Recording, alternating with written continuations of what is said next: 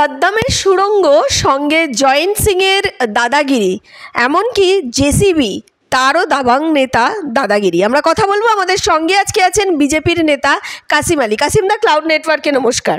এই যে পশ্চিমবাংলার বুকে খুঁজে পাওয়া গেল সুড়ঙ্গ এবং সাদ্দামের সুড়ঙ্গ, তার ঘরে বিছানার নিচে সুড়ঙ্গ এবং সেই সুড়ঙ্গ সরাসরি খালে মিশছে। সুড়ঙ্গ তো আপনি খুব সহজ পদ্ধতিতে দেখলেন। এরপরে বাংকার দেখতে পাবেন, বাংকার যেমন ওই ইরাক, ইরান, লেবানন, প্যালেস্টাইনে যে বাংকার আছে না, এই বাংকার পশ্চিমবাংলার অলিতে গলিতে মমতা ব্যানার্জির রাজনীতিতে মমতা ব্যানার্জির ভাইরা তৈরি করে রেখেছে।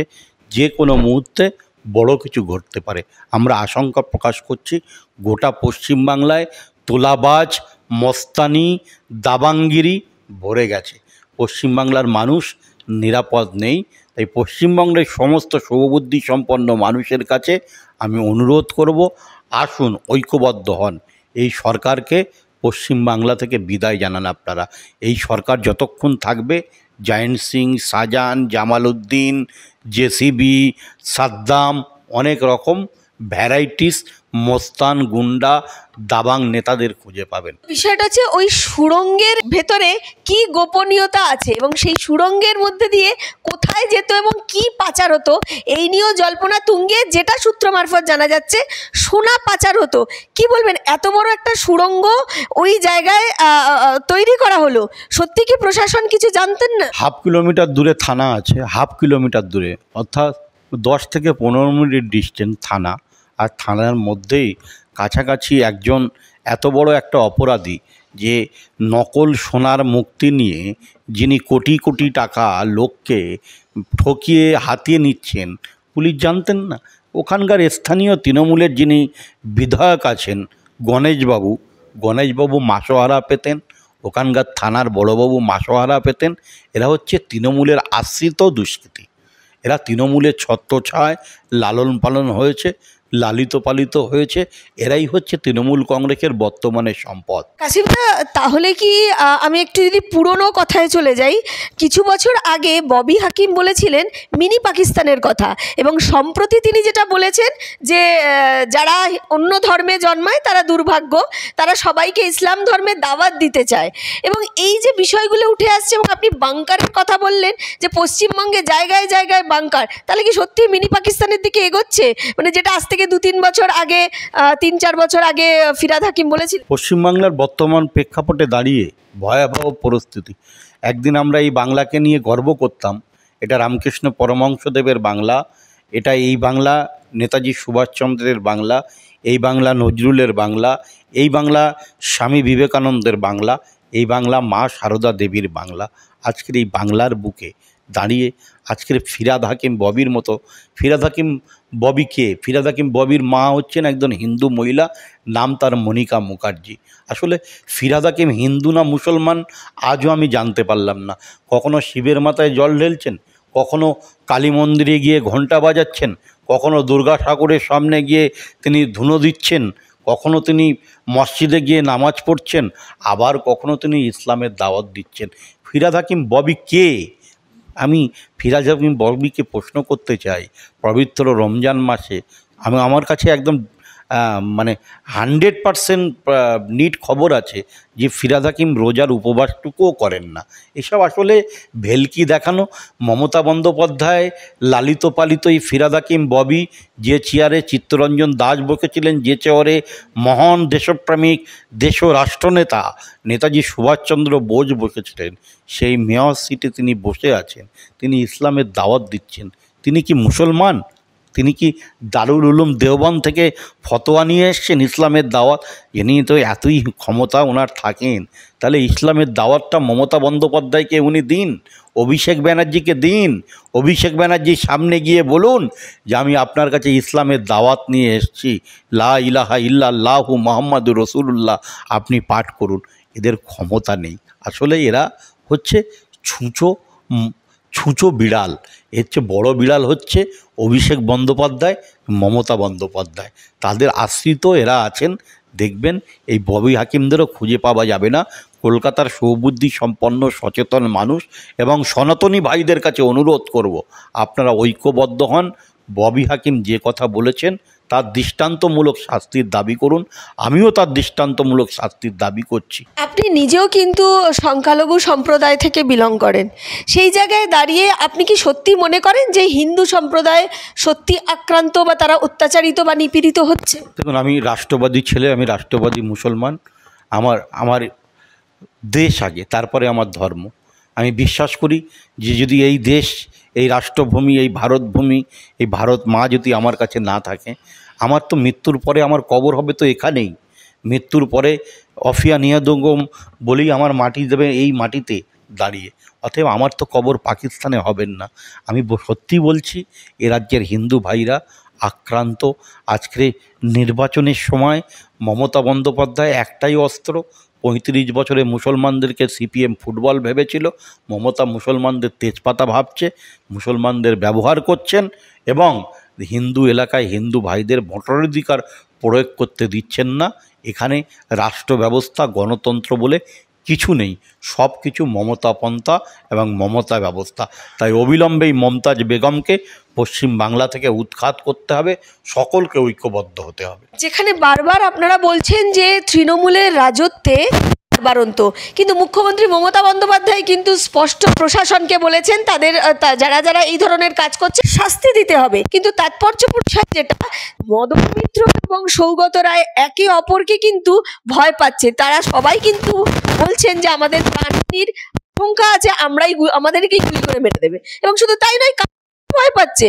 কি বল? শুনুন, মনমোহন সিং ছত্রছায়ায় ছিলেন, কখনো মদন মিত্র ছত্রছায়ায় ছিলেন, কখনো সৌগতবাবু ছত্রছায়া ছিলেন। সৌগতবাবুর বয়স হয়েছে, ভুলভাল বলছেন। সৌগতবাবু 4 বারের জন্য এমপি হয়েছেন। আমি বলবো সৌগতবাবু এখন বাড়িতে বসে বই নিয়ে পড়াশুনো করুন, সুস্থ থাকুন, ভালো থাকুন। আপনাকে রাজনীতি না করাই উচিত। এবং এই জয়েন্ট সিংরা দেখবেন 1 মাস 2 মাস পরে আবার বেরিয়ে আসবে, আবার মমতার পুলিশ দ্বারা, আবার তৃণমূল কংগ্রেসের আশ্রয় নিয়ে এরা সেই গুন্ডামো করবে।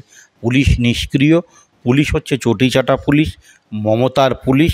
মমতা বন্দ্যোপাধ্যায় যা বলেন পুলিশ তাই করেন। পুলিশের কোনো ভূমিকা মানে নেই যে বিরোধী দলদেরকে মানে সাহায্য করবে বা শেল্টার দেবে। বিরোধী দল কোনো দিন যদি থানায় গিয়ে কমপ্লেন করতে চায়, তাদের কমপ্লেনও নেওয়া হয় না, অভিযোগও নেওয়া হয় না। স্বাভাবিকভাবে রাজ্যের পুলিশটাই এখন চটিচাটা হয়ে গেছে, মমতার পুলিশ হয়ে গেছে। নো নিড টু মাইনরিটি মোর্চা, শুভেন্দু অধিকারী সরাসরি এই ধরনের একটি বক্তব্য রেখেছেন এবং তিনি মুসলিম ভোট তিনি নিচ্ছেন না। কি বলবেন এই বিষয় নিয়ে? নো নিড টু মাইনরিটি মোর্চা, তাহলে কি মাইনরিটিদের গুরুত্ব নেই? আমি একটা কথা বলছি, গুরুত্ব নেই দাদা সে কথা বলেননি। আমাদের অপোজিশন লিডার, আমার সম্মানীয় নেতা, আমার অভিভাবক মাননীয় শুভেন্দু অধিকারী, তিনি এটা বলেননি। তিনি বলেছেন নো নিড মাইনরিটি মোর্চা। আমরা তো আগে স্লোগান দিয়েছিলাম সবকা সাথ, সবকা বিকাশ, সবকা বিশ্বাস। আমরা কি হয়েছে? আমরা তো দেখুন, আজকে প্রধানমন্ত্রী নরেন্দ্র মোদী কেন্দ্রের যে প্রকল্প আসছে, সেই প্রকল্প তো শুধু হিন্দু ভাইরা পাচ্ছে না, সব থেকে যদি বেশি বেনিফিট হয় সেই প্রকল্পের মধ্যে মুসলমান ভাইরা পেয়েছেন। উজ্জ্বলা যোজনার গ্যাস থেকে শুরু করে আপনি বলুন ওই সেন্ট্রাল গভর্নমেন্টের সমস্ত যে ঘর এসছে, কেন্দ্রীয় আবাস যোজনা থেকে শুরু করে পিএমজেসওয়াইয়ের রাস্তা থেকে শুরু করে, দেখুন পিএমজেসওয়াইয়ের রাস্তা কি কোনো হিন্দু এলাকা দিয়ে হয়েছে? মুসলমান পাড়ার উপর দিয়ে হয়েছে। স্বাভাবিকভাবে আমরা নতুন স্লোগান আমাদের নেতা দিয়েছেন, जो हमारा उनका साथ हम है।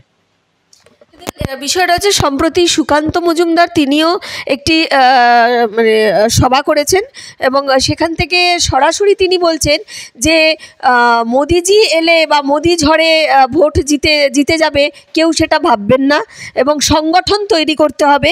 এবার কেউ যদি মনে করে ইডি সিবিআই দিয়ে অ্যারেস্ট করিয়ে দিন, অ্যারেস্ট করলেই আমরা ভোটে জিতে যাব, চলবে না। খাটতে হবে এবং সংগঠন তৈরি করতে হবে।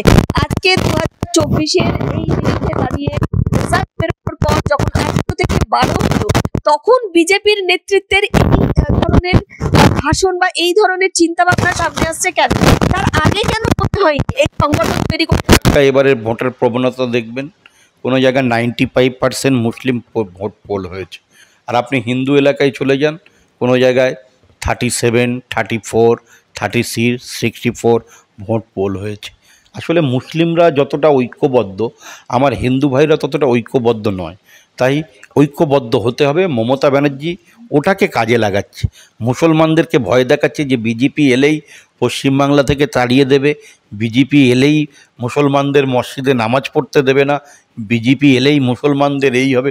আচ্ছা বলুন তো, গোটা ভারতবর্ষে আমরা 22-23টা রাজ্যে ক্ষমতায় আছি, কোন রাজ্যে নামাজ বন্ধ হয়েছে? কোন রাজ্যে মুসলমানদের পালিয়ে যেতে হয়েছে? কোনো রাজ্যে পালিয়ে যেতে হয়নি।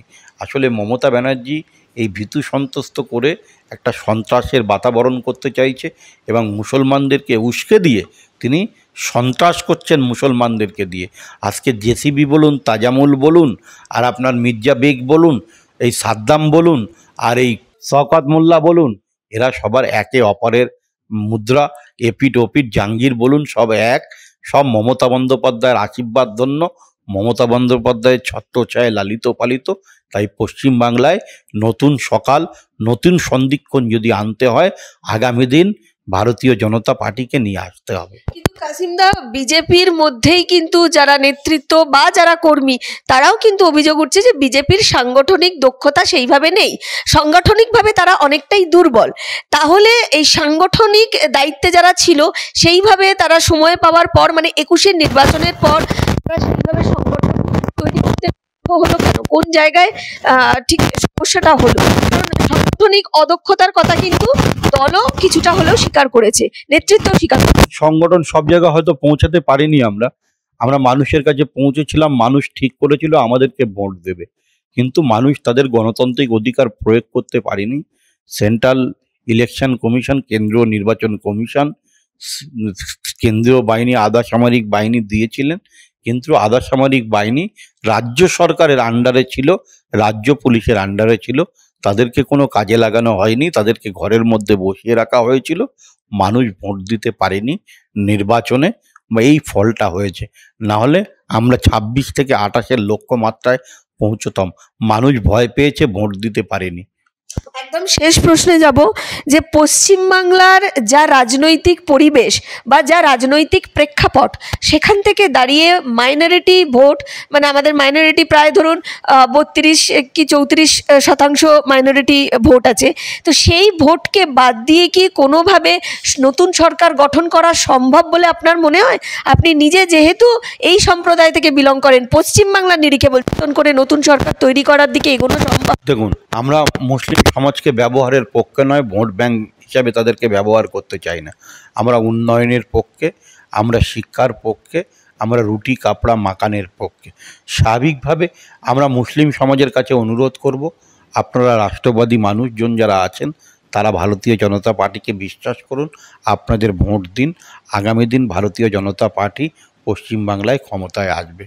স্বাভাবিকভাবে আমরা সংখ্যালঘুদের কাছে আবেদন করব। ভারতীয় জনতা পার্টি বলেনি যে মুসলমানদের ভোট লাগবে না, আমরা বলেছি আমরা মুসলমান শব্দটা আসছে কোথা থেকে?